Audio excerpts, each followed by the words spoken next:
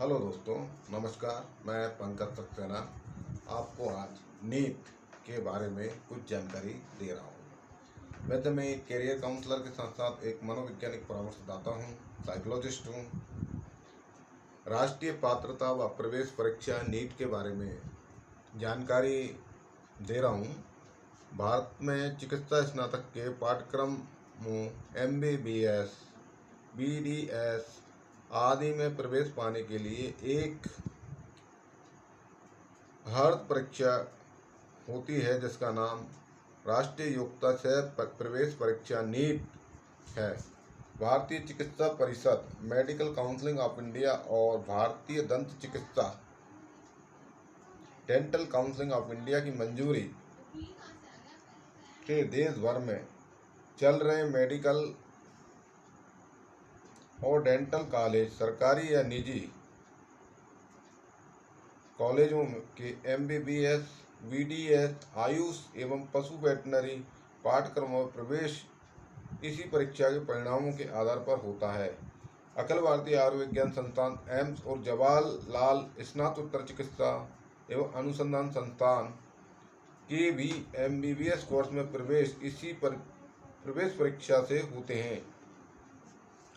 दोस्तों, ये सभी एक प्रवेश परीक्षा से होने लगे हैं और अखिल भारतीय आयुर्विज्ञान संस्थान एम्स जैसे महत्वपूर्ण कॉलेज छात्र एवं छात्राएं पाना चाहती हैं।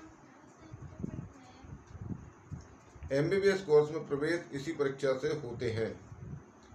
यह परीक्षा पहली बार 5 मई 2013 को हुई थी। अंतिम ENT प्रवेश परीक्षा 2018 6 मई को आयोजित की गई थी और परिणाम 4 जून को घोषित किए गए थे। ENT भारत भर में MBBS उच्च वर्ग BDS सीटों में प्रवेश के लिए एक प्रवेश परीक्षा है जो 2018 NET प्रवेश परीक्षा के लगभग 80% उम्मीदवारों ने अंग्रेजी में परीक्षा, हिंदी में 11%, गुजराती में 4.31, बंगाली में 3%, तमिल में 1.86% की उपाधि लिखी गई। 2019 में राष्ट्रीय परीक्षण एजेंसी CBS की बजाय ENT का संचालन करेगी। भारतीय नागरिकों के अलावा इस परीक्षा को NRI, overseas citizen of India, personal of Indian overseas विदेशी नागरिकों भी दे सकते हैं। यह सभी 15% कोटे पर दाखिल होता है।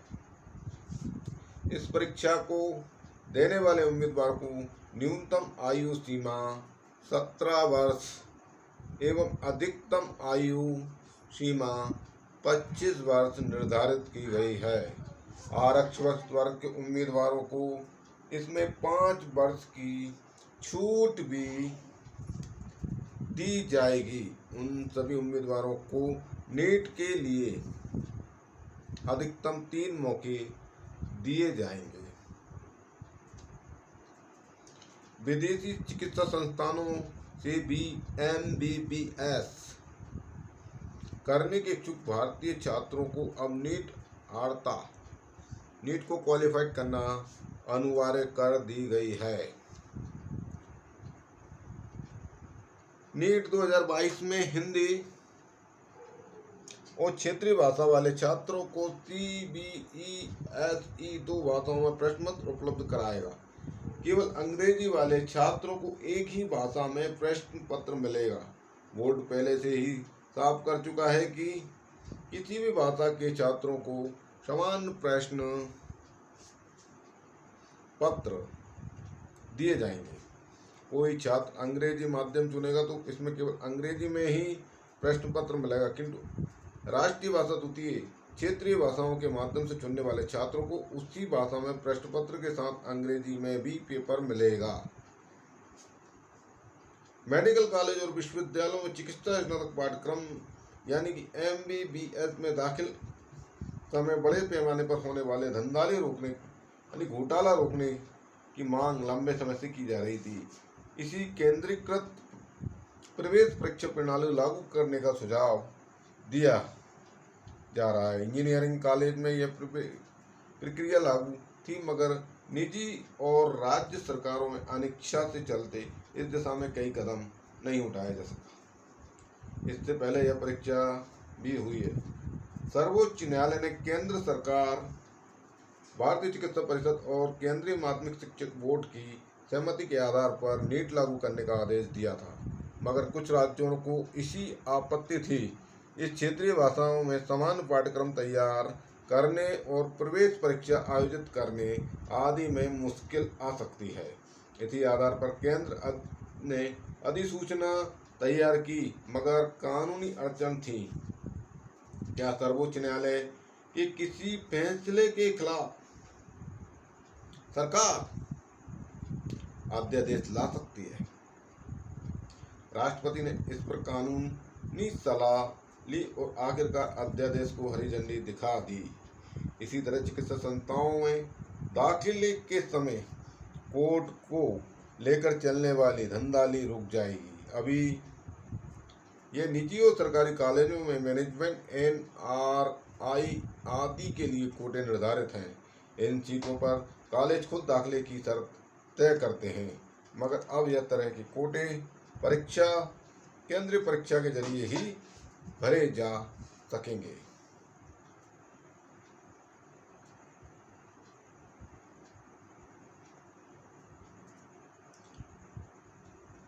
अभी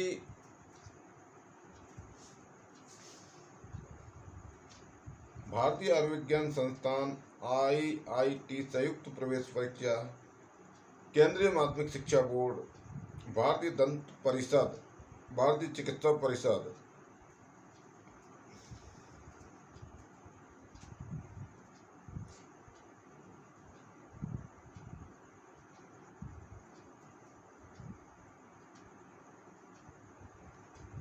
बस आज हम इतना ही। नीट जो एग्ज़ाम होता है, जो अंतर्राष्ट्रीय, यानी हमारे पूरे भारत देश का एक ही एग्ज़ाम होने लगा, और इसको करने के बाद छात्र एवं छात्राएं क्वालिफाइड हो जाते हैं MBBS करने के लिए, BDS करने के लिए, BAMS करने के लिए, BHMS करने के लिए, एवं नीट के माध्यम से सबसे पहले बड़े बड़े जो कॉलेज हैं वो मिलते हैं। एम्स जैसे कॉलेज के लिए छात्र चाहते हैं कि हमें एम्स कॉलेज मिले, MBBS कर कर हम चिकित्सक बने। इसलिए सरकार ने नीट जैसी प्रायोगिक परीक्षाएं चालू करने का फैसला किया है। नीट की परीक्षा काफ़ी कठिन है और इन परीक्षाओं को करने के लिए छात्र को 8 घंटे से लेकर 12 घंटे तक पढ़ाई करना पड़ती है। बहुत से लोग कहते हैं कि सामाजिक दूरी बनाना पड़ेगी, सोशल लाइफ से दूरी बनाना पड़ेगी। ये भी गलत है। हम सोशल लाइफ के साथ साथ भी इस एग्जामिनेशन की तैयारी बहुत ही अच्छी तरीके से हम कर सकते हैं। छात्र छात्राओं को चाहिए कि वो इस एग्जामिनेशन की तैयारी मन लगा कर करें, बहुत ही अच्छी तरीके से करें, और इसकी कोचिंगें भी हैं। आजकल तो हर जिले स्तर पर नीट की तैयारी की कोचिंगें भी हो गई हैं। छात्रों को इनकी तैयारी करने के लिए एक अच्छे गाइडेंस की आवश्यकता महसूस की जा रही है, और समस्या ये आती है कि छात्र एवं छात्राएं कई बार ये 11th में आते हैं तो ये सोच नहीं पाते कि हमें कौन सा सब्जेक्ट लेना चाहिए, मैथमेटिक्स लेना चाहिए, कॉमर्स लेना चाहिए, या फिर बायोलॉजी लेना चाहिए, या फिर आर्ट्स लेना चाहिए। पहले बात करते हैं विषय चयन में। आजकल के छात्रों और छात्राओं को सबसे बड़ी समस्या विषय के चयन की आती है, और विषय की चयन में हमें काउंसलर के पास जाना चाहिए। एजुकेशन काउंसलर जो होता है उसके पास जाना चाहिए। साइकोलॉजिकल काउंसलर के पास जाना चाहिए। बहुत से लोग ज्योतिषों की भी मदद लेते हैं कि हमको कौन सा विषय लेना चाहिए। बहुत से लोग अपने बड़े लोगों से भी मदद मांगते हैं कि हमें कौन सा सब्जेक्ट लेना चाहिए, परामर्श भी लेते हैं। लेकिन महत्वपूर्ण चीज़ है कि छात्र की किस विषय में रुचि है, किस सब्जेक्ट में छात्र की रुचि है, इस पर भी विचार किया जाता है। बहुत से छात्र मैथमेटिक्स इसलिए भागते हैं, गणित से इसलिए दूर भागते हैं क्योंकि गणित उनको कठिन लगता है। गणित जीवन में कभी भी किसी का पीछा नहीं छोड़ता है। बायोलॉजी लेंगे तो फिजिक्स और केमिस्ट्री में भी गणित चलता है। कभी गणित पीछा नहीं छोड़ने वाला है। इसलिए किसी भी चीज़ से डरे ना, उसका मुकाबला करना ही बहुत बड़ी उपलब्धि है। और जानकारी हम आपके पास लेकर आते रहेंगे। नीट के संबंध में भी बहुत सारी जानकारियाँ हम आपके पास लाएंगे। नीट के MBBS के कॉलेज भी काफ़ी हैं और इस तरह चिकित्सा संस्थाओं में दाखिले के समय कोटे को लेकर चलने वाली धंधाली रुक गई है आज।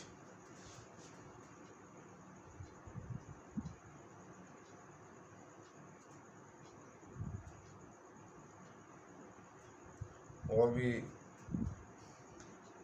नीट के संबंध में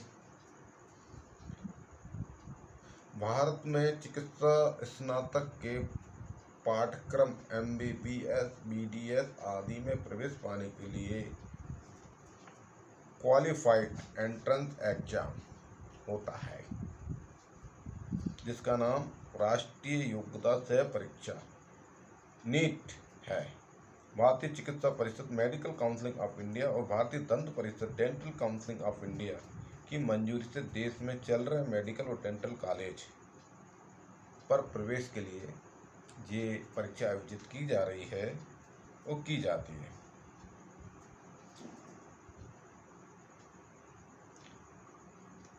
अब हम बात करते हैं नीट क्या होता है और नीट की तैयारी कैसे की जाती है।